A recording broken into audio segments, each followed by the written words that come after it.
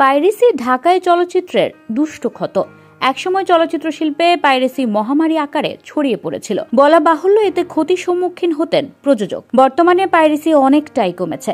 তারপরও সতর্ক থাকে প্রযোজনা প্রতিষ্ঠানগুলো, কারণ অতীতে দেখা গেছে সতর্কতার মধ্যেও আলোচিত সিনেমাগুলো পাইরেসির শিকার হয়েছে।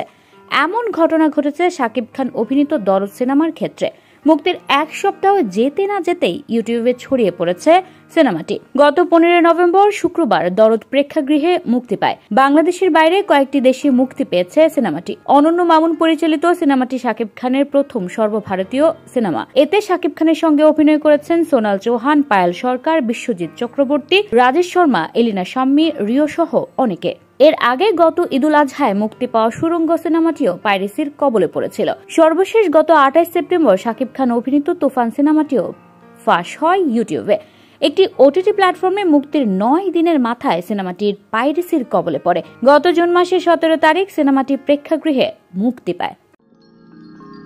You are watching Raj TV, জাগরণে Bangladesh. Please subscribe our channel.